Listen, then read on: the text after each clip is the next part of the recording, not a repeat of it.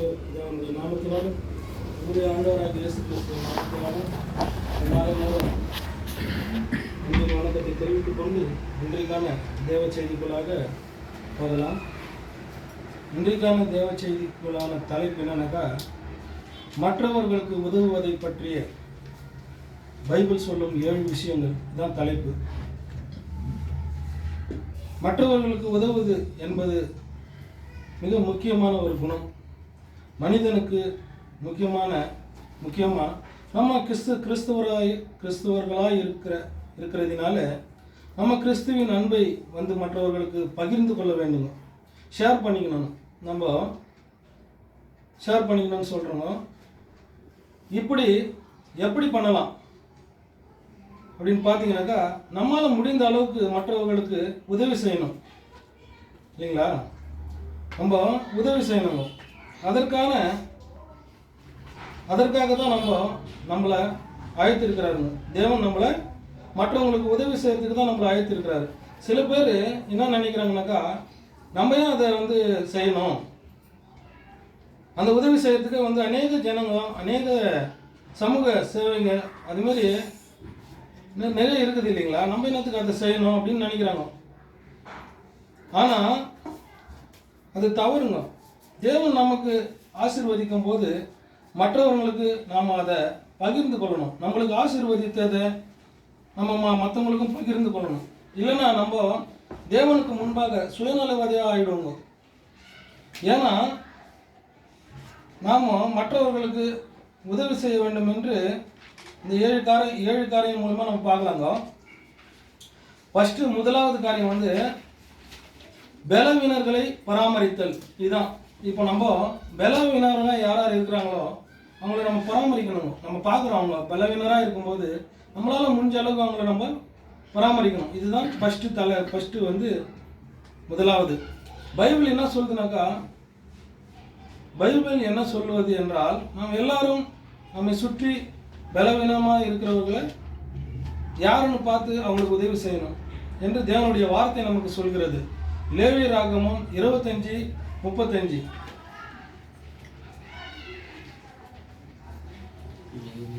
லேவியராகமம் 25:35. உன் சகோதரன் தரித்திரப்பட்டு கையிழைத்து போனவனானால் அவனை ஆதரிக்க வேண்டும். பரதேசியை போலும் தங்க வந்தவனை போலும் அவன் உன்னோடு பிழைப்பானாக. இதுல இருந்து என்ன சொல்றாருனாக்கா, உன் சகோதரன் கஷ்டப்படும் போது அவனுக்கு போய் உதவி செய்யணும், ஆதரிக்க வேண்டும். அவனை உதவி செய்யணும். அதான் ஆதரிக்கிறது. அவன் கஷ்டப்படும் போது அவனுக்கு என்ன தேவையோ அவனை போயிட்டு நம்ம உதவி செஞ்சோம்னாக்கா, அதுதான் இந்த வசனத்துல. அவனை நீ விடக்கூடாதுங்க. அவன் கஷ்டத்துல இருக்கும்போது அவனை பார்த்து நீ விட்டு விடக்கூடாது. அவனுக்கு தேவையானது நீ போய் செய்யணும். அவனை உன் கூடவே அவனை வச்சுக்கணும்னு சொல்றாரு. உன்னை கூடவே அவனை வைத்து கொள்ள வேண்டும், அவனை விரட்டி விடாதே அப்படின்னு சொல்றாருங்க என்று தேவன் சொல்கிறார். தேவன் கொடுத்த முக்கியமான கட்டளை கூட இது. உன் சகோதரன் கஷ்டப்படும் போது அவனுக்கு நீ உதவி செய்யணுன்ற கட்டளை கூட இருக்குது. இது நம்ம எல்லாருக்குமே பொருந்தும். இது நம்ம சொந்தத்தில் எத்தனையோ பேர் கஷ்டம் இருக்கலாம். நம்ம சொந்த சகோதர சகோதரிகளே நம்ம கைவிடக்கூடாது. நம்ம சொந்த சகோதர சகோதரிங்க கஷ்டப்படும் போது நம்ம கைவிடக்கூடாதுன்றாருங்க. நம்ம கண் முன்னாடி கஷ்டப்படும் போது நம்மளால் முடிந்த உதவி நம்ம அவங்களுக்கு பண்ணணும்னு சொல்கிறாரு. கல் நெஞ்சம் இருக்கக்கூடாது நம்ம கிட்ட. தேவன் இதெல்லாம் பார்த்து கொண்டு தான் இருக்கிறாரு. நம்ம என்ன செய்கிறோம், மற்றவங்களுக்கு எப்படி நம்ம உதவி செய்கிறோம் அப்படின்னு நம்ம பார்த்துன்னு இருக்கிறாருங்க. நம்மளால் உதவி செய்ய முடிஞ்சதும், நம்ம உதவி செய்யவில்லை என்றால் நம்மளால் முடிஞ்சால் உதவி செஞ்ச முடியுங்கோ. ஆனாலும் நம்மளால் உதவி செய்ய முடியலனாக்கா தேவன் நிச்சயமாகவே நம்மளுக்கு நியாயம் தீர்ப்பார் இல்லைங்களா? நம்மளுக்கு உதவி செய்ய முடியும், ஆனால் நம்ம உதவி செய்ய முடியாத மாரி நம்ம விட்டுட்டு போனோம்னாக்கா தேவன் நம்மளை நியாயம் தீர்ப்பாருங்க. அவருடைய வருகையில் நம்ம நிற்கும்போது நீ அவருக்கு உதவி செய்யலை அப்படின்ற ஒரு விஷயத்தில் நம்மளுக்கு நியாயம் தீர்ப்பார் என்றாருங்க. ஏசாயா 58:10.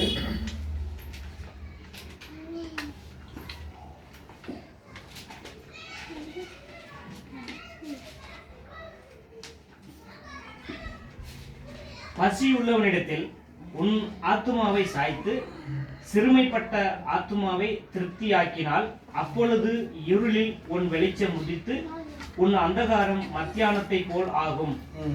பசியா இருக்கிறவங்க நீங்க வந்து போஜனத்தை கொடுக்கணும். அவன் நம்ம பசியா இருக்கிறது நம்மளுக்கு தெரிஞ்சுட்டு போயிரு, நம்மளால இருக்கிற நம்ம வீட்டில் இருக்கிற சாப்பாடு நம்ம அவனுக்கு கொடுக்கணும். உங்கள் வாழ்க்கையில் வந்து அது மாதிரி நம்ம கொடுக்கும்போது நம்ம வாழ்க்கையில் வந்து வெளிச்சம் வரும். வெளிச்சம்னாக்கா ஒரு சந்தோஷம் வரணும். தேவனுடைய விஷயம் மூலியமா ஒரு சந்தோஷம் உங்கள் வாழ்க்கையில் வந்து வெளிச்சம் வரும்னு சொல்கிறாங்க. நம்முடைய வாழ்க்கையில் வெளிச்சமாக இருக்க வேண்டும்னாக்கா மற்றவர்களுக்கு உதவி செய்யணும். நம்முடைய வெளிச்சம் மற்றவர்களுக்கு முன்பாக பிரகாசிக்கணுங்க. தேவனுடைய நாமத்தை நம்ம மற்றவங்களுக்கு மகிமைப்படுத்தணுங்க. எதன் மூலியமா? அவங்களுக்கு நம்ம கொடுக்குற மூலியமா, நம்மளுக்கு உதவி செய்கிற மூலியமா, அவங்களுக்கு உதவி செய்கிற மூலியமாவும் நம்ம தேவனுடைய நாமத்தை நம்ம மகிமைப்படுத்தணும். தேவனுடைய சுவிசேஷத்தை மற்றவங்களுக்கு எடுத்து சொல்ல விரும்புகிறோங்க. நம்ம இயேசு கிறிஸ்துவை பற்றி எல்லாருக்கும் தெரிவிக்கணும்னு நம்ம விரும்புகிறோம். ஆனால் அவங்க நடந்த கேரக்டரை வந்து நம்ம நடக்கிறதில்ல. இயேசு கிறிஸ்துவின் கேரக்டரை பாத்திரத்தை வந்து நம்ம காட்டுறதில்ல, வெளிப்படுத்துறதில்ல. மற்றவங்களுக்கு பசியாக இருக்கும்போது நம்ம சும்மா போனால் கிறிஸ்துவ பாத்திரத்தை நம்ம காட்ட முடியாதுங்க. இதுவே நம்ம அவர்களுக்கு இறங்கினோம்னா உதவி செஞ்சோம்னாக்கா நம்ம சொல்கிறத அவங்க வந்து காது கொடுத்து கேட்பாங்க. நம்ம சுவிசேஷம் மட்டும் நம்ம சொல்லினே போனாக்கா நம்ம சொல்லணுங்க. ஆனாலும் அவனுக்கு தேவையான ஒரு உதவி செய்துட்டு நம்ம அவனுக்கு அந்த தேவனுடைய வார்த்தையை சொல்லும்போது அவன் காது கொடுத்து கேட்பாங்க. இது ஒரு வாய்ப்பாக நம்ம பயன்படுத்திக்கணும். சகோதர சகோதரிகளே, நீதிமொழிகள் 29:7.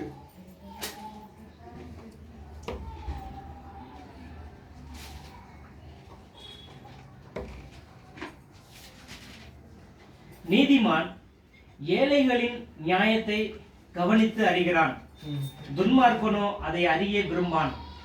பார்த்தீங்களா? நீதிமான் வந்து ஏழைகளின் நியாயத்தை வந்து கவனித்து பார்க்குறாருங்க. துன்மார்க்கம் வந்து அதெல்லாம் அவன் அறிய மாட்டான், விரும்ப மாட்டான் அவன். ஏன்னாக்கா அந்த நீதிமானுக்கு தான் வந்து ஏழைகளுடைய படிக்கணும். ஏழைகளின் நியாயத்தை விசாரிக்கிறது வந்து நீதிமான் தான் ஏழைகளுடைய நியாயத்தை விசாரிக்கிறாருங்க. அதாவது கஷ்டம் வந்தால் உதவி செய்கிறாருங்க. அந்த நீதிமான் தான் வந்து கஷ்டம் வந்தால் அவங்களுக்கு உதவி செய்வார். நம்ம யாரும் நம்ம யோசிச்சு பார்க்கணும். இன்னைக்கு அந்த எந்த இடத்துல நம்ம இருக்கிறோம் அப்படின்னு யோசித்து பார்க்கணும். நம்ம இயேசு கிறிஸ்துவின் நாமத்தினால் ஞானஸ்தானம் பெற்றவங்களா இருந்திருக்க நீதிமானம் நடந்துக்கணுங்க. எப்படின்னா மற்றவங்களுக்கு உதவி செய்யும் போது, மற்றவங்க கஷ்டப்படும் போது உதவி செஞ்சா நம்ம நீதிமான் தாங்க, இல்லைங்களா? நம்ம நீதிமானம் இருக்கிறோமா இல்லை அவங்கள நியாயத்தை நம்ம கேட்காத நம்ம போயிடுறோமான்ட்டு நம்ம யோசித்து பார்க்கணும். இதுதான் தேவன் கொடுத்த இன்னைக்கு வார்த்தை வந்து நான் 2வது பாயிண்ட்டு, நம்ம மற்றவங்களுக்கு மாதிரியை பின்பற்றுறோமா அப்படின்னு தான். மாதிரி பின்பற்றுறதுன்னு எப்படின்னாக்கா ஆதி சபையில் இருந்தவங்க கிறிஸ்தவர்களின் மாதிரியை நம்ம பின்பற்றணும். அவங்க நடந்ததுனாக்கா நம்மளுக்கு எடுத்துக்காட்டா இயேசு கிறிஸ்து தான் நம்மளுக்கு எடுத்துக்காட்டு. இப்போ இவங்களும் முக்கியமாக எடுத்துக்காட்டாக இருக்கிறாங்க. யார்? ஆதி சபையில் இருந்தவங்க விசுவாசிங்க எப்படி இருக்க வேண்டும் என்று ஆதி சபையிலிருந்து நம்ம சகோதர சகோதரிகளை நம்ம எப்படி தாங்கிறதுன்னு அப்போஸ்தலர்கள் இடத்துல அவங்களுக்கு இருந்த சொத்துக்களெல்லாம் வந்து வித்துன்னு வந்து அப்போஸ்தலர்கள் காலடியில் வைத்தார்கள். நம்ம வசனத்தின் மூலமா பார்க்குறோம். அவங்கக்கிட்ட வந்து அந்த பேதபாதம் இல்லை. இது என்னுடைய சொத்து, இது என்னுடைய வீடு, இது என்னுடைய துணி, இது என்னுடைய சாப்பாடு அப்படின்ற விஷயத்துல வந்து பேதபாதம் இல்லாத இருந்துக்கிறாங்க. அந்த ஆதி சபையில எல்லாரும் அவர்களுடைய இருந்ததை தாராளமாக பகிர்ந்து கொண்டார்கள், ஷேர் பண்ணிக்கிறாங்க. அவங்க கிட்ட இருந்த எல்லாத்தையுமே ஷேர் பண்ணிக்கிறாங்க. இதுதான் கிறிஸ்துவின் அன்பு. இதை தேவன் நம்மிடத்திலும் எதிர்பார்க்கிறாருங்க. அப்போஸ்தலர் 9:36.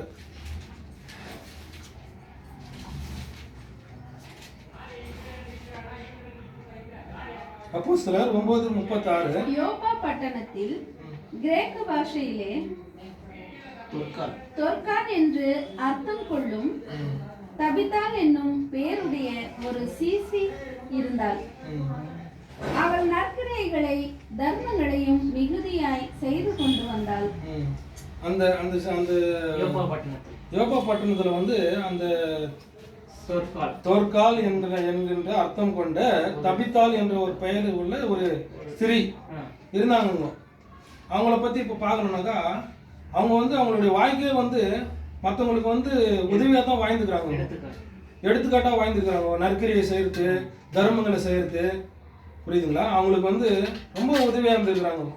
அவங்களுக்கு துணிலாம் தைச்சு கொடுத்துருக்குறாங்க, நிறைய வேலைகளை சேர்ந்துருக்குறாங்க, அதிகமா தர்மங்களை சேர்ந்துருக்கிறது நம்ம பாக்குறோங்க. அவங்க அதனால அவங்க மறிக்கும் போது விதவையா இருந்து அவங்க மறிக்கும் போது எல்லாருமே வந்து ஆயிராங்க. அதுதான் நம்ம அங்க கவனிக்கணும். ஒருத்தனுடைய அந்த மரணத்தின் மூலமா மரணத்திற்கு பிறகுதான் அவன் எப்படிப்பட்டு வாழ்க்கை வாழ்ந்திருக்கிறான் அப்படின்னு தெரியணும். நீ கூட நிறைய நான் பார்த்துருக்குறேன், ஒருத்தர் சாகும் போது தான் அவங்க சொல்லி சொல்லி அழுவாங்க எல்லாம், அந்த ஜனங்க எல்லாமே அந்த சாப்பிட்டு போகும்போது தான் அவங்க வாழ்ந்த வாழ்க்கை அவங்க பார்க்க முடியும். நம்ம அது மாதிரி இதை நான் வந்து உணர்ந்தேன். நான் அவங்க அந்த ஊரே வந்து அவங்க முன்னாடி ஆயிராங்க. அப்போ அவங்க எப்படி வாழ்ந்திருப்பாங்க, அதுதான் நம்மளுக்கு எடுத்துக்காட்டு. அப்படி வாழ்ந்திருக்கிறாங்க. தன்னுடைய வாழ்க்கையை மற்றவர்களுக்கு உதவி செய்ததாலே செய்து கொடுத்தார்.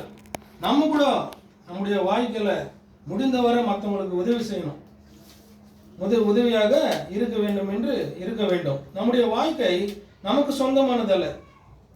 அப்போ யாராவது கஷ்டப்பட்டா முடிந்த அளவுக்கு உதவி செய்யணும். எப்பெல்லாம் நமக்கு சந்தர்ப்பம் வாய்க்குதோ அப்பெல்லாம் உதவி செய்யணும். ஆதி சபையில் எல்லோரும் ஒன்றா இருந்துக்கிறாங்க, ஆனால் நம்ம ஒன்றா இருக்க முடியல. அவங்கவுங்க ஒரு ஒரு வீடாக இருக்கிறோம், ஒரு ஒரு பகுதியில் இருக்கிறோம், இல்லைங்களா? தனித்தனியாக இருக்கிறோம். நடைமுறை இதில் நடைமுறையில் நம்ம ஒன்றா இருக்க முடியாது, அப்படி இருக்க முடியாது. ஆனால் ஒன்று பண்ணலாங்க, நமக்கு தெரிஞ்ச யாராவது கஷ்டப்பட்டா பார்த்து விட்டு சும்மா நம்ம இருக்கக்கூடாது, மனதார நம்ம அவங்களுக்கு உதவி செய்யலாங்க. லூக்கா 8:3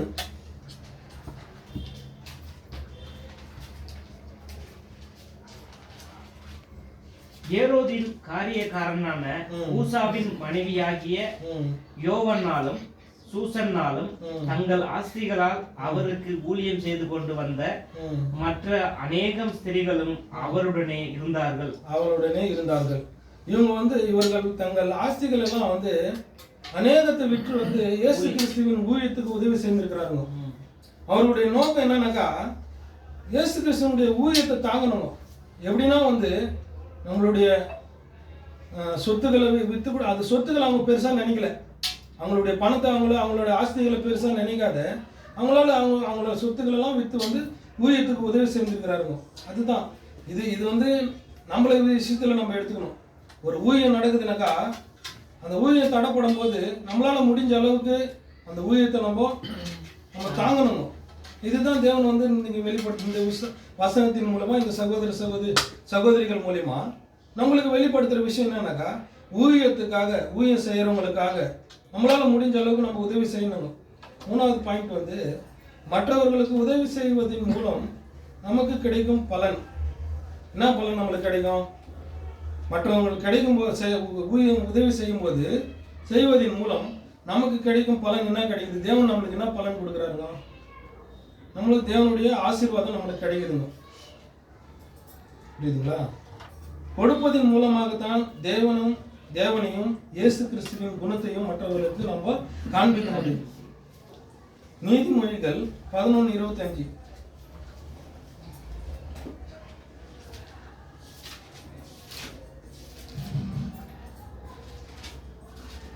உதாரண குணமுள்ள ஆத்துமா செழிக்கும். எவன் தண்ணீர் பாய்ச்சுகிறானோ அவனுக்கு தண்ணீர் பாய்ச்சப்படும். உதாரண குணமுள்ள ஆத்துமா செழிக்கும். யாருக்கெல்லாம் இந்த கொடுக்கிற எண்ணம், இதான் எண்ணம் தான், இது கொடுக்கிற எண்ணம் இருக்கிறதோ அவர்களுடைய வாழ்க்கை வந்து ஆசீர்வாதமா இருக்கும்.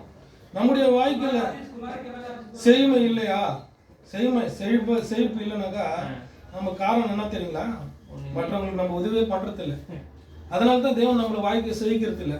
நம்மளால முடிஞ்ச அளவுக்கு மற்றவங்களுக்கு நம்ம ஹெல்ப் பண்ணோம்னாக்கா நம்மளுடைய வாழ்க்கை வந்து செழிக்குங்க. இன்னொரு வாரி இறைத்தும் விருத்தி அடைவாரும் உண்டு, அதிகமாய் பிசினித்தனம் பண்ணியும் வறுமை அடைவரும் உண்டு. வாரி இறைத்தும் விருத்தி அடைவது விருத்தி அடைவதும் உண்டு. கொடுத்து அதாவது கொடுக்கிறவங்களுக்கு இன்னும் விருத்தி அடையும், ஆ. பிசினித்தனம் பண்றவங்களுக்கு இன்னும் பாருங்க, இப்ப அது அப்படியே அப்படியே உல்ட்டா ஆகுது. அவன் கஞ்சதனமா வச்சுருக்கிறவன் தான் வந்து அதிகமா வச்சுருக்கிற மாதிரி வரும். இப்போ இந்த இது உலகத்துல பார்த்தா. ஆனா கடவுள் என்னன்றாரு, நீ வாரி கொடு, உனக்கு வந்து அதிகமா இருக்கும். ஆனா நீ கஞ்சமா பண்ணி நின்னாக்கா நீ குறைஞ்சி போடும், உங்ககிட்ட வச்சுருக்கிற ஆஸ்திங்கோ அப்படின்றாரு. இறைக்கிறதுக்கான கிணறு தான் சொர்க்கம். இப்போ என்ன பண்ணுறாங்க, ஒருத்தர் அப்படியே வச்சுன்னு இருப்பாங்க, அந்த தண்ணி அப்படியே தான் இருக்காது, மேலே வராது அது. ஆனா அந்த கிணத்தை வந்து இறைச்சினே இருந்தாக்கா அது வந்துனே இருக்கும், அந்த அளவுக்கு வந்துனே இருக்கும். அதுதான் இந்த பழமொழிக்கான, இந்த வசனத்துக்கான பழமொழி. மூணாவது மேட்ரு என்னன்னாக்கா, விஷயம் என்னன்னாக்கா, நாலாவதா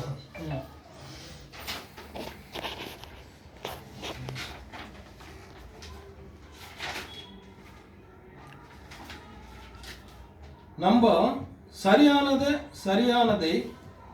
செய்ய பழகிக்கணும்னாக்கா விரும்பணும். சரியான விஷயத்தை செய்யறதுக்கு பழகிக்கணும்ன்ற நாலாவது விஷயம். சரியானது எது என்று பார்த்தால் மற்றவங்களுக்கு நல்லது பண்றது தானுங்க. சரியானது என்று பார்த்தால் மற்றவங்க நல்லது பண்றது தான். உண்மையா இருப்பதும், மற்றவர்களுக்கு உண்மையா இருப்பதும், மற்றவர்களுக்கு உதவி பண்றதும், இதை வந்து தேவனுடைய பிள்ளைகளா இருக்கிற நம்ம செய்யணும். இதுதான் சரியானது. ஏசாயா 1:17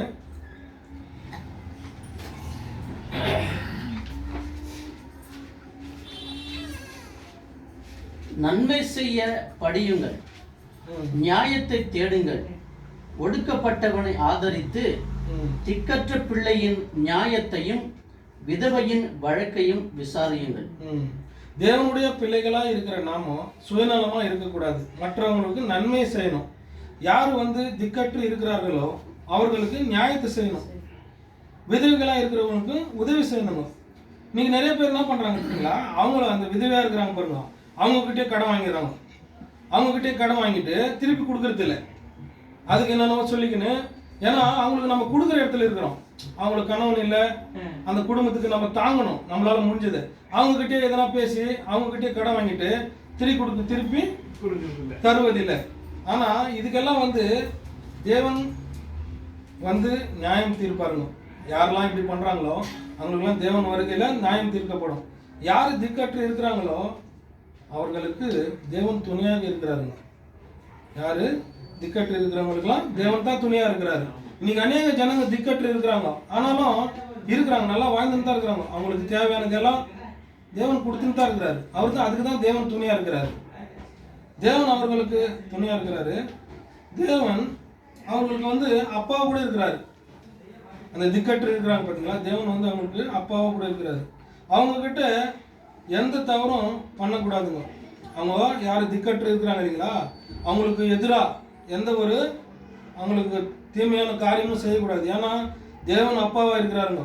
அப்போ அவர் வந்து எப்படி நியாயம் தீர்ப்பாரு, அதை வந்து நம்ம பார்த்து நடந்துக்கணுங்க. சங்கீதம் 82:3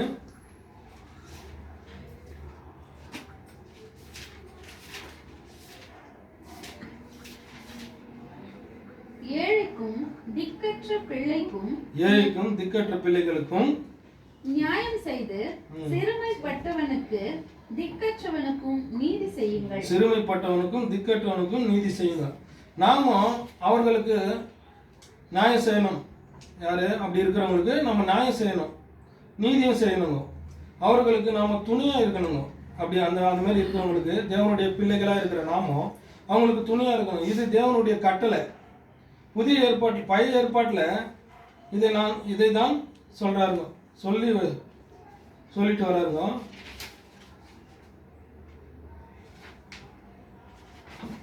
நீதிமொழிகள் 31:9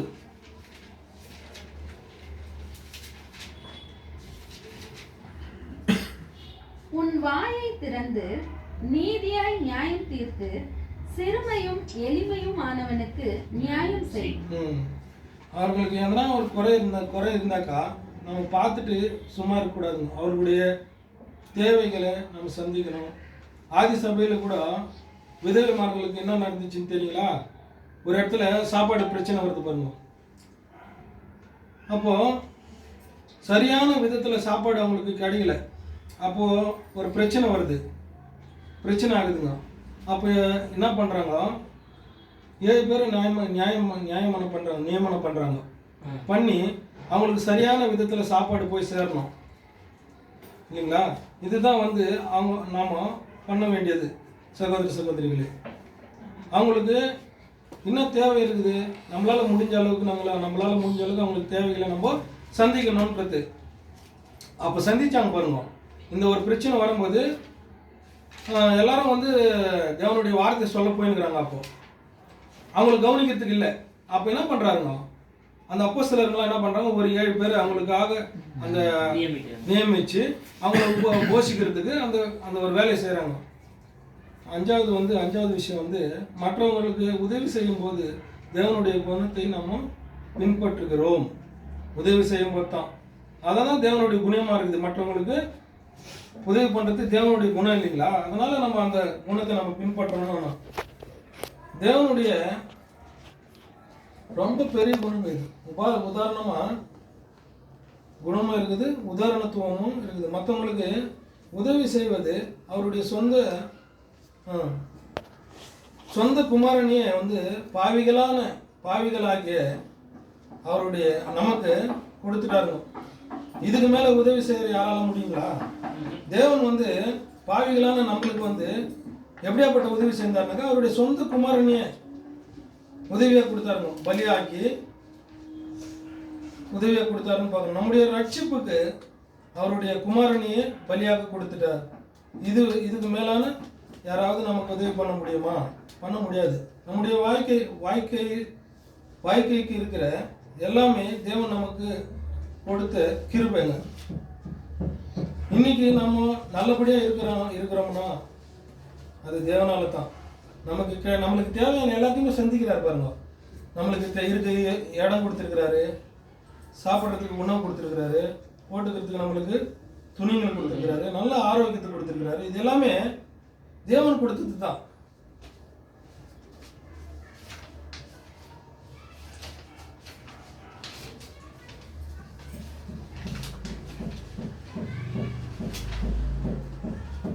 மத்தேயு 5:16 படிங்க.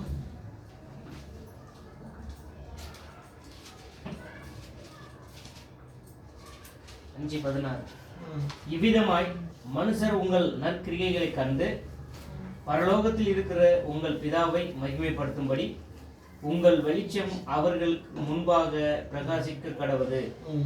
எப்படி பிரகாசிக்கணும் என்று பார்த்தீங்கன்னாக்கா, நற்கிரியைகளை கண்டு ஒரு வேலை மேலே ஒரு ஆஃபீஸில் ஏதோ ஒரு இடத்துல வேலை செய்யும்போது செய்கிறோம்னாக்கா, மற்ற மதத்தாருக்கு கூட நம்ம கூட இருப்பாங்க. எல்லாம் இந்து மதத்தாருங்க, ஒரு முஸ்லீம் மதத்தார் எல்லாருமே நம்ம கூட இருப்பாங்க. நம்ம எல்லாருக்குமே ஒரு உதவியாக இருந்தோம்னாக்கா நிச்சயமாக நம்முடைய தேவனை வந்து அவங்க எல்லாம் மகிமைப்படுத்துவாங்க. தேவனுக்கு மகிமை வரும்.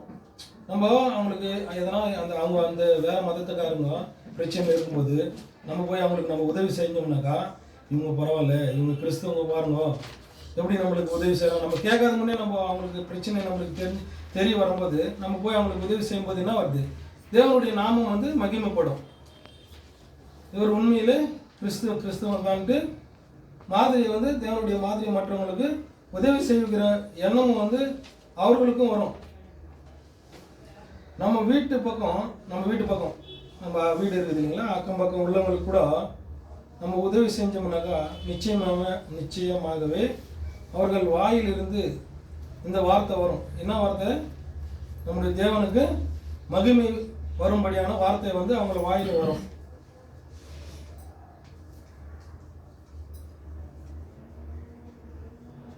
யோவான் 15:12 படிங்க.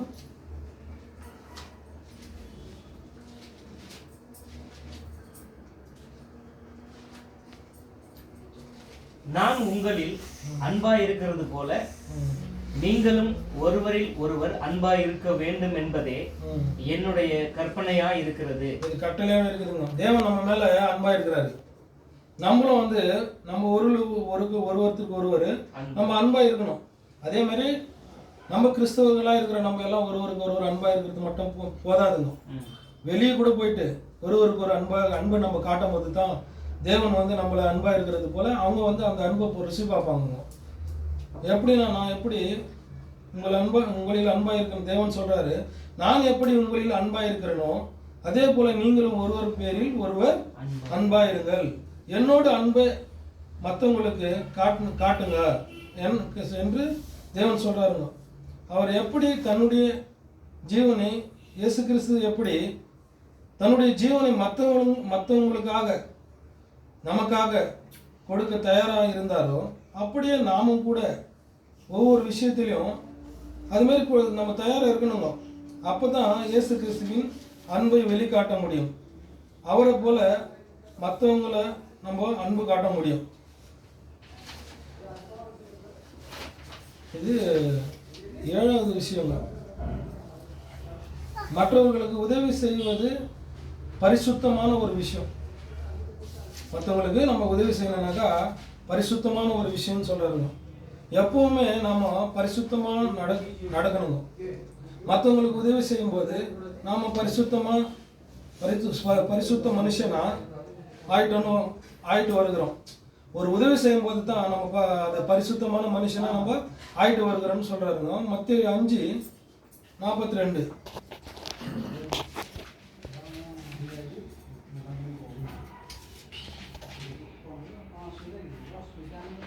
உன்னிடத்தில் கேட்கிறவனுக்கு கொடு, உன்னிடத்தில் கடன் வாங்க விரும்புகிறவனுக்கு முகம் கோணாதே. ஒருத்தன் வந்து நம்மளால வந்து நம்ம இடத்துல கேட்கும்போது நம்ம கொடுக்கணுங்க. ஒருத்தர் என்ன பண்ணுவாங்க, வச்சுனே இருப்பாங்க, ஆனா இல்லைன்னு சொல்லுவாங்க. ஏன்னா நம்மளாண்ட இல்லைனாக்கா கேட்கும்போது இல்லைன்னு சொல்லிடலாம். ஆனா நம்மளாண்ட வச்சுனே இருக்கும்போது அவனுக்கு தெரியாது, கேட்கறவனுக்கு தெரியாது அவங்ககிட்ட இருக்குதா இல்லையான்ட்டு. ஆனா தேவனுக்கு தெரியும். வச்சுக்கின்னு இல்லைன்னு சொல்லக்கூடாதுன்னு சொல்றாரு. கொடுக்கணுங்க. அவன் கேட்கும்போது நம்மகிட்ட இருக்கும்போது கொடுக்கணும். இதுதான் தேவன் நம்மிடத்தில் எதிர்பார்க்கின்ற விஷயமா இருக்குது. அப்போதான் நம்ம பரிசுத்தமா மாற முடியும். நீதிமானா நம்ம இருக்க முடியுங்க. அப்படி இருந்தாக்கா நம்ம கொடுக்கும் போது நம்ம பரிசுத்தமா ஆக முடியும், நீதிமானாவும் இருக்க முடியும். கலாத்தியர் 2:10.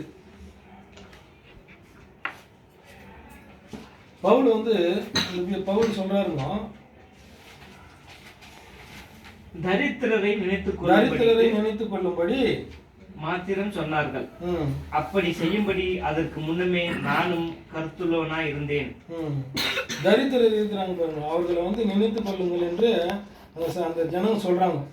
ஏன்னா அந்த ஏழைப்பட்டவங்களாம் இருக்கிறாங்க இல்லைங்களா, அவர் போயிட்டு அந்த ஊழியம் பண்ற இடத்துல அந்த இடத்துல சொல்லும் போது அவர் என்னன்றாரு, தரித்திரர் இருக்கிறாங்க, அவங்களை நான் நினைச்சுட்டு தான் இருக்கிறேன், நினைத்து கொண்டு தான் இருக்கிறேன். இந்த விஷயத்துல நான் வந்து ரொம்ப கருத்துள்ளவனா இருக்கிறேன்னு சொல்றாரு. இதுக்கு முன்னமே நான் கருத்துள்ளவனா இருக்கிறேன் என்று பவுல் சொல்றாருங்க.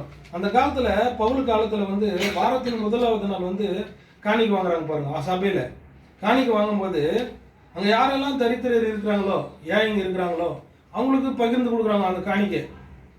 இன்னைக்கு பாக்குறோமா நம்ம ஏழைங்களாம் இருக்கிறாங்க, ஆனாலும் அந்த இடத்துல அவங்க அந்த அன்பை காட்டிக்கிறாங்க பாருங்க.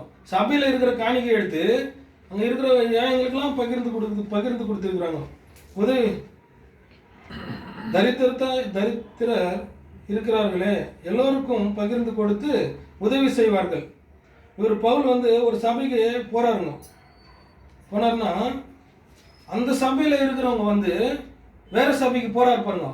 இந்த சபையிலேருந்து அந்த சபைக்கு காணிக்கை கொடுத்து அனுப்புறாங்களாம். இந்த சபை ஒரு சபைக்கு போறாருனாக்கா எந்த சபைக்காரர் வச்சிருந்தாங்க? பிலிப்பியர் சபைக்காரர், கொரிந்தியர் சபைன்னு நினைக்கிறேன். ஒரு சபையில போகும்போது அந்த சபையிலேருந்து வேற சபைக்கு போகும்போது அந்த சபைக்கும் இந்த சபையிலேருந்து காணிக்கை எடுத்து பிலிப்பியர் சபையிலேருந்து கொடுத்துருக்குறாங்க. இதே மாதிரி நம்மளும் இருக்கணும், மற்றவங்களுக்கு உதவியா இருக்கணும்ன்றாங்க. கலாத்தியர் 6:2. ஒருவர் பாரத்தை ஒருவர் சுமந்து இப்படியே கிறிஸ்துவின் பிரமாணத்தை நிறைவேற்றுங்கள். ஒரு சகோதரனால பாரத்தை சுமக்க முடியல, நம்ம பார்த்துக்கிறோம், தெரிஞ்சுக்கின்னு நம்ம பார்த்துக்கிட்டு நம்ம சும்மா இருக்கக்கூடாதுங்க. பாரம்னாக்கா கஷ்டம்னு சொல்லலாம், ஒரு கஷ்டம்னாக்கா நிறைய கஷ்டம் இருக்குதுங்க. மன கஷ்டம் இருக்குது, பண கஷ்டம் இருக்குது, வேலை கஷ்டம் இருக்குது. எதனா ஒரு விஷயத்துல கஷ்டமா இருக்கலாம். அந்த கஷ்டத்தை நம்ம பார்க்கும்போது, நம்ம அறியும் போது, ஒருத்தர் மூலியமா நம்ம தெரிஞ்சுக்கும் போது, நம்மளால முடிஞ்ச அளவுக்கு அந்த கஷ்டத்துல நம்ம போயிட்டு உதவணும். ஒருத்தர் தூக்கின்னு வராரு, வெயிட்டு தூக்கின்னு வராருனாக்கா அவரால் முடியல, அதை போய் நம்ம தூக்கிட்டு அவருக்கு உதவி செய்யும்போது உதவி செய்யணும்னு சொல்றாருங்க. இதுதான் தேவனு நம்ம மேல நம்ம கிட்ட விரும்புகிற விஷயம். அப்படி செய்வதனால நம்ம என்ன பண்ணோம்? இயேசு கிறிஸ்துவோட கற்பனையை, கட்டளை வந்து நம்ம நிறைவேற்றணும்ன்றாங்க. எந்த அளவுக்கு இயேசுவோட கற்பனையை நிறைவேற்றணும்னாக்கா பார்க்கணும்னாக்கா,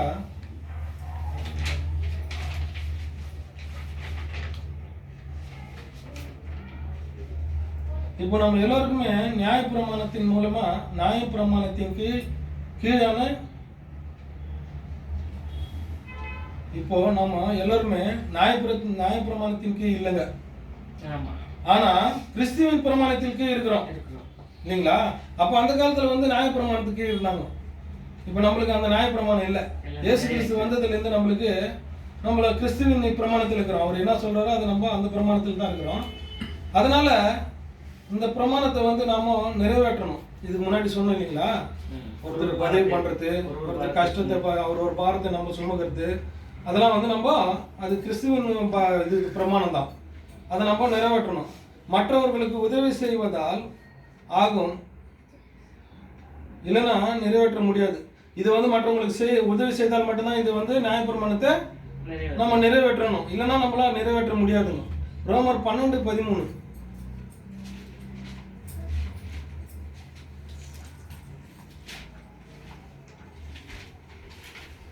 பரிசுத்தவான்களுடைய குறைவில் அவர்களுக்கு உதவி செய்யுங்கள், அந்நியரை உபசரிக்க நாடுங்கள். யாராவது ஒருத்தர் தெரியாத வராங்க, வீட்டுக்கு முன்னாடி வராங்க, அவங்கள பார்த்தாக்கா ரொம்ப நாளாக பட்டினியாக இருந்த மாதிரி இருக்குது, அவங்களுக்கு பசியாக இருக்கிற மாதிரி அவங்க தோணுது, அவங்களும் கேட்குறாங்க. அப்போ நம்ம என்ன பண்ணணும்? அவங்களுக்கு வந்து உதவி செய்யணும். வந்தவொடனே தண்ணி மொண்டு கொடுத்து எங்கேருந்து வந்தீங்க விசாரிச்சுட்டு, நம்மளால் முடிஞ்சாக்கா நம்ம வீட்டில் சாப்பாடு கொடுக்குற நம்மளால் முடியுதுன்னு இருக்கிற மாதிரி இருந்தாலும் நம்ம சாப்பாடு கொடுக்கணும், உபசரிக்கணும். அவங்கள அந்நியரை உபசரிக்கணுங்க. முடிஞ்சால் நம்ம அவங்களுக்கு சாப்பாடு கொடுக்கணும், அவர்களுக்கு உதவி செய்யணும். ஏன்னா உதவி செய்யணும்னாக்கா எங்கேருந்தோ வந்திருப்பாங்க, அவங்களை நம்ம உபசரிச்சிட்டோம். அவங்களுக்கு அந்த உதவி எதனா பண உதவியோ பொருள் உதவியோ எதனா தேவைப்படுச்சுனாக்கா நம்ம செஞ்சு கொடுக்கணும், செய்யணுங்க. இதெல்லாம் வந்து கிறிஸ்துவின் குணம். கிறிஸ்து வந்து அப்படித்தாங்க. அவர் வந்து ஒரு வசனத்தில் நம்ம சொல்கிறோம், உபசரிக்கவே உதவி செய்யவே வந்து சுற்றி திரிந்தார்னு. ஜனங்களுக்கு வந்து நன்மை செய்யவே, நன்மை உதவி இதெல்லாம் வந்து ஒன்று தான் ஒரு இதில் தான் வருதுங்க. அது சுற்றி திரிந்தார்னு. அதுமாரி அவர் குணத்தை வந்து நம்ம வளர்த்துக்கொள்ளணும், நம்மளை வளர்த்துக்கணுங்க. அந்த அவருடைய குணத்தை நம்மளுக்குள்ள நம்ம வளர்த்துக்கணும் அப்படின்னு சொல்கிறாருங்க. ரோமர் வந்து 12:20. அன்றியும் உன் சத்துரு பசியாய் இருந்தால் அவனுக்கு போஜனம் கொடு, அவன் தாகமாய் இருந்தால் அவனுக்கு பானம் கொடு. நீ இப்படி செய்வதினால் ஆக்கினை தாழலை அவன் தலையின் மேல் குவிப்பாய். இதுக்கு முன்னாடி பார்த்தோம் பார்த்தீங்களா? இதை விட இது ஆப்போசிட்டான விஷயம். இது நம்ம வந்து சொந்தக்காரங்களுக்கு வந்து நம்மளுக்கு தெரிஞ்சவங்களுக்கு வந்து நம்ம உதவி பண்றது ஒரு விஷயம். நம்ம எதிரி இருக்கிற அந்நியனாகிற பாருங்க, எதிரி கூட இந்த விஷயத்தில் இந்த வசனத்தில் சொல்றாங்க. படிமா, அன்றியும் உன் சத்துரு பசியாய் இருந்தால் அவனுக்கு போஜனம் கொடு, அவன் தாகமாய் இருந்தால் அவனுக்கு பானம் கொடு. நீ இப்படி செய்வதினால் அக்கினி தழலை அவன் தலையின் மேல் குவிப்பாய். நம்ம இதை சொன்னோம் இல்லைங்களா? நம்ம விரும்புகிறவங்களுக்கு மாத்திரம் நம்ம உதவி செஞ்சா அதில் என்ன இருக்குங்க? அதில் ஒன்றுமே இல்லை. ஆனால் அந்நியர் கூட அதுமாரி பண்ணோம்னாக்கா நாம் நம்மளுடைய அன்பு இந்த உலகத்தில் இருந்தவங்களை பார்க்கிலும் ஒரு படி மேலே இருக்கும். இது யாருமே பண்ண முடியாது. இதை நம்ம யார் பண்ண முடியும்னாக்கா கிறிஸ்துவை பின்பற்றுகிற நாம தான் பண்ண முடியும் இல்லைங்களா? நம்ம யாரெல்லாம்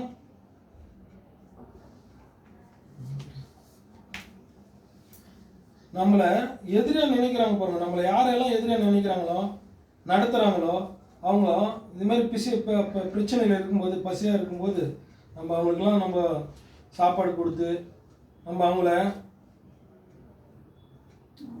நம்மளை ஆதரிக்கும் போது கிறிஸ்துவின் அன்பு வந்து வெளிப்படுத்துங்க. அதனால அவர் என்னன்றாரு அந்த என்னன்னா அக்கினி தலை அவன் தலை மேல குவிப்பாய். அதுக்கு என்ன அர்த்தம்? ஏன்னா அவன் ஏற்கனவே நம்மளுடைய விரோதியா இருக்கிறான். கஷ்டப்படும் போது அவனுக்கு உதவி செய்யும் போது அது ஒரு அவனுக்கு அவ்வளவு பேஜராகும். என்னடா இவங்களை வந்து நம்ம இவ்வளவு பண்ணோம், இவங்க நம்மளுக்கு இவ்வளவு உதவி பண்றாங்களேன்னு அவனுக்கு அவன் தலையே ஒரு நெருப்பு அவன் தலையில இருக்கிற மாதிரி இருக்கணும்னு சொல்றாரு இந்த வசனத்துல. நம்ம தீமை செஞ்சு நன்மை செய்யறோம். நம்மளுக்கு அவங்களுக்கு கஷ்டம் கொடுத்தோம். அந்த கஷ்டத்தை கூட அவங்க பொருள்படுத்தாம நம்மளுக்கு ஒரு பிரச்சனை வரும்போது அவங்க வந்து நம்மளுக்கு உதவி செய்யறாங்களே அப்படின்னு அவருக்கே மனசு பேஜாராகும்னு சொல்ற மாதிரி இது விஷயம்.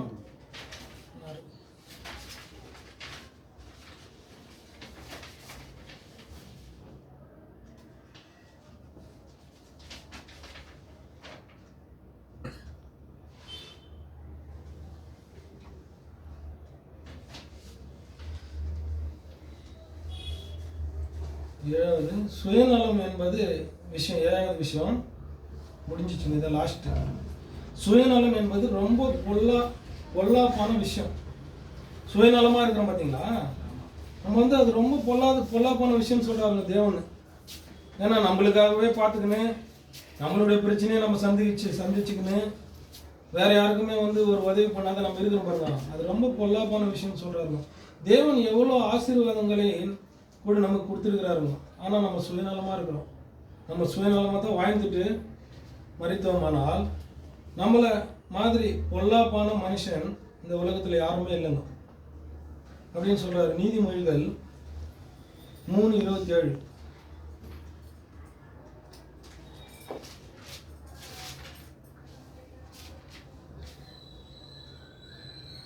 நன்மை செய்யும்படி உனக்கு திராணி இருக்கும்போது அதை செய்யத்தக்கவர்களுக்கு செய்யாமல் இராதே. தேவன் உனக்கு திராணி கொடுத்துருக்கிறாரு.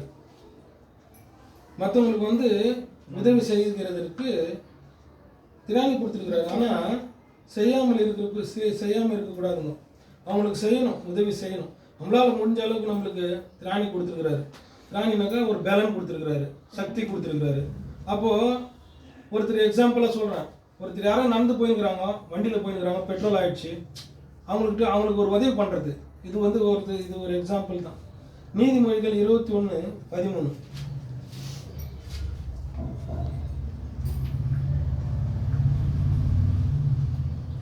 ஏழையின் கூக்குரலுக்கு தன் செவியை அடைத்துக் கொள்ளுகிறவன் தானும் சத்தமிட்டு கூப்பிடும்போது கேட்கப்பட மாட்டான்.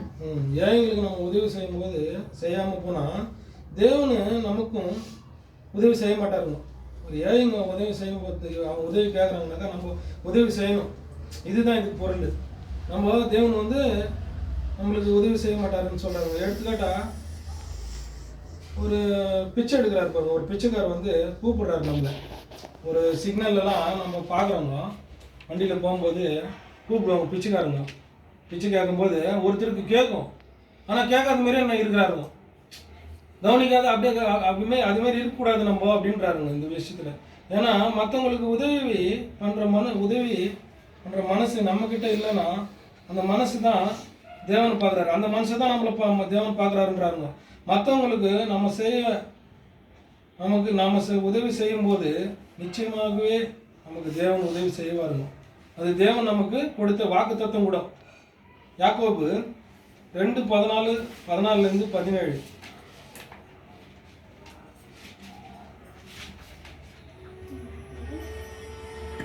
2:14-17. என் சகோதரரே, ஒருவன் தனக்கு விசுவாசம் உண்டென்று சொல்லியும் கிரியைகள் இல்லாதவனானால் அவனுக்கு பிரயோஜனம் என்ன? அந்த விசுவாசம் அவனை ரட்சிக்குமா? ஒரு சகோதரனாவது சகோதரியாவது வஸ்திரமில்லாமல் அனுதின ஆகாரம் இல்லாமல் இருக்கும்போது உங்களில் ஒருவன் அவர்களை நோக்கி, நீங்கள் சமாதானத்தோடே போங்கள், குளிர் காய்ந்து பசியாருங்கள் என்று சொல்லியும் சரீரத்திற்கு வேண்டியவைகளை அவர்களுக்கு கொடாவிட்டால் பிரயோஜனம் என்ன? அப்படியே விசுவாசமும் கிரியைகள் இல்லாதிருந்தால் தன்னிலே தானே செத்ததா இருக்கும். நான் இயேசு கிறிஸ்துவின் நாமத்தினால நான் ஞானஸ்தானம் பெற்றுக்கொண்டிருக்கிறேன், நான் ரட்சிக்கப்பட்டிருக்கிறேன் அப்படி சொல்லிட்டு யாருக்குமே நம்ம எந்த ஒரு உதவியும் செய்யாமல் எந்த ஒரு நற்கிரியும் செய்யாமல் இருந்தால் அந்த விசுவாசம் அவனை ரட்சிக்குமா? இல்லைங்க, இது வந்து ஒரு கேள்வி. நம்ம இது மாதிரி இருந்தோம்னாக்கா அந்த விசுவாசம் வந்து நம்மளை ரட்சிக்குமான்னு கேட்குறாருங்க. அது நிச்சயமாகவே ரட்சிக்காது, பகல் கனவாகவே போயிடும். நம்மளுக்கு நம்ம இப்படிலாம் நடந்துக்கின்னு பகல் கனவாகவே போயிடுறாருங்க, நிச்சயமாகவே ரட்சிப்பு வராது. மற்றவங்களுக்கு உதவி செய்யாமல் இருந்தால் நற்கிரியை செய்யாமல் இருந்தால் நம்முடைய வாழ்க்கையில் ரட்சிப்பு வராது. தேவன் நம்மளை எதற்காக அழைச்சிருக்கிறாருங்க? நற்கிரியை செய்யணும்.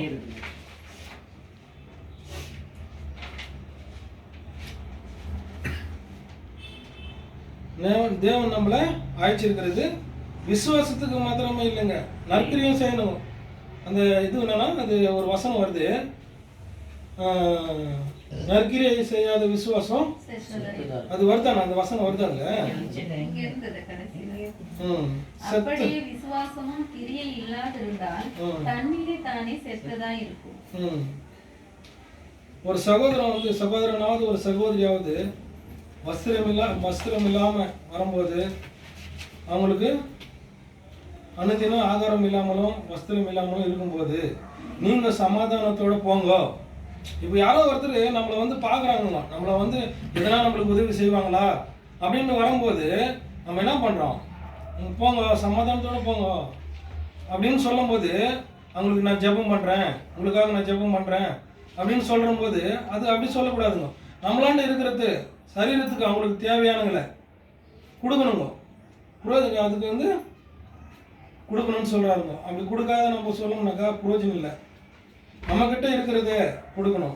தேவன் நமக்கு ஆசீர்வதிச்சதில் அவங்களுக்கும் கொடுக்கணும். இப்போ நம்மளுக்கு நல்ல ஆசீர்வாதம் பண்ணுறாருங்க. நம்மளுக்கு தேவை எவ்வளோ இருக்குதுங்களோ அந்த தேவைக்கு தக்கதான ஆசீர்வாதமும் பண்ணுறாரு, அதுக்கு மேலான ஆசீர்வாதமும் பண்ணுறாருங்க. அப்போ பண்ணும்போது என்னன்றாரு, மற்றவங்களுக்கு கொடுக்கணும். தேவன் நம்மக்கிட்ட அதை தான் எதிர்பார்க்குறாருங்க. நம்மக்கிட்ட இருக்கிற ஏதாவது ஒன்று அவங்களுக்கு தரணும் அப்படின்னு சொல்லும்போது சொல்கிறாருங்க. இதுதான் தேவனுடைய மக்களுக்கு வந்து தேவன் மக்களாண்டு இருக்கிற குணம் இல்லைங்களா? இது வந்து சாதாரண மக்களுக்கு வந்து பண்ண மாட்டாங்க. ஆனால் தேவனுடைய மக்களாக இருக்கிற நம்ம இந்த வசனத்தில் சொன்ன வார்த்தையெல்லாம் வந்து இது தேவன் வெளிப்படுத்தின விஷயம் கிடையாது. நம்ம வந்து இதில் குறையா இருந்தா அதை நம்ம இன்னும் அதிகப்படுத்திக்கணும். நம்மக்கிட்ட நம்ம பண்ணுறோங்க, நம்ம சொல்ல முடியாது, பண்ணலன்னு சொல்ல முடியாது. நம்மளால் முடிஞ்ச அளவுக்கு ஒருத்தரும் அவங்க பார்க்குறவங்கள அவங்களால முடிஞ்ச அளவுக்கு உதவின்னு வரவங்களுக்கு உதவி பண்ணுறாங்க. அதேமாரி அதில் வந்து நம்ம வளர்த்துக்கணும், இன்னும் வளரணும். அது வந்து நம்மளுக்கு இன்னும் முக்கியமான விஷயமா இருக்குதுங்க. கடைசியாக என்ன சொல்கிறாருனாக்கா, விசுவாசம் ரொம்ப முக்கியம்தான், ஆனால் இதுதான் கிரியை இல்லாத விசுவாசம் செத்ததுக்கு சமம் என்று சொல்கிறாங்க. நம்மளால் முடிந்தவரை இயேசு கிறிஸ்து வரும் வரை எல்லாருமே மற்றவங்களுக்கு உதவி செஞ்சு அவர் எப்படி மற்றவங்களுக்கு உதவி செஞ்சாரோ அதேமாரி நம்மளும் முடிஞ்ச அளவுக்கு உதவி செஞ்சோம்னாக்கா அவருடைய வருகையில் அவருடைய ராஜ்யத்தில் அதற்கான பங்கு நம்மளுக்கு தேவன் வந்து நம்மளுக்கு கொடுப்பாரு. இதை நம்ம முயற்சி பண்ணலாம். தேவன் கொடுத்த வார்த்தைக்கு நன்றி. பொறுமையோடு கேட்டவங்களுக்கு எல்லாருக்கும் நன்றி தெரிவித்துக் கொள்கிறேன்.